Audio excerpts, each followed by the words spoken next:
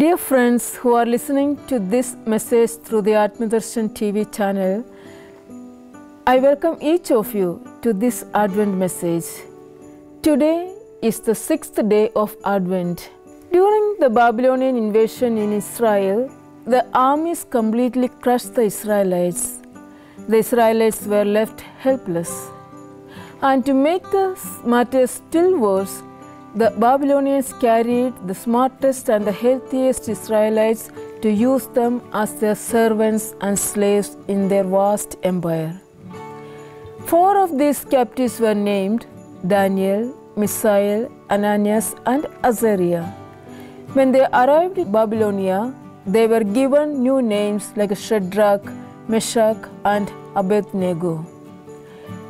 Nebuchadnezzar, the king of Babylonia, was impressed with them. He quickly promoted these 3 men to leadership roles with his government and gave them authority and power over many others. They served as excellent leaders, but not everyone liked them and they had enemies. The fellow Babylonian officials became jealous of them and began to plot against these. They proposed to King Nebuchadnezzar to make a 90 feet high statue in his likeness and cover it with gold, and every official must bow down before it. And it was done.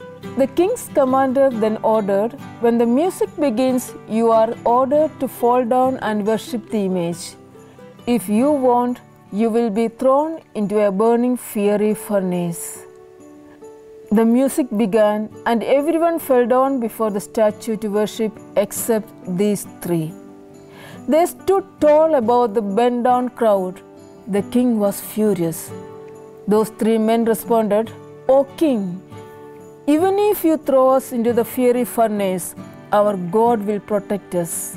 And even if God did not save us, we will not bow down before the king's statue, but the only true living God."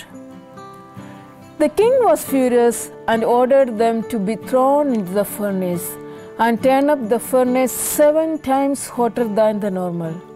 Everyone watched, expecting them to get burned, but they saw something very strange. The men were not burning. The king came as close as he could to the fire and called out, "Come out of the fire, Shadrach, Meshach, and Abednego, servants of the Most High God." And they came out without any burns on them. This is what happens when you believe in the power of God. Your enemy can throw you into the depth of the sea or to the fire, but you shall not be harmed. God's protection will encircle you. Now don't get discouraged that God did not keep you fireproof in your life.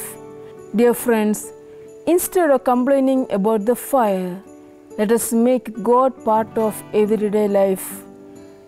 When He is with you, you cannot be defeated. You together with your God form the majority. And He is all-powerful God. He is not limited by the fire, storm, or the famines. God doesn't either deliver us from every fire. Sometimes He will take us through the fire. The good news is, God knows how to make you fire resistant. Sudden breaks cannot stop God's plan for you. Sickness, famine, flood, pandemic do not have the final say. The final decision rests only on God. So friends, when God does not stop you from entering the negative situations, remember He uses opponents to move you into your purpose. We would never know the power of God unless we fall into the storm of life where God becomes your rescuer.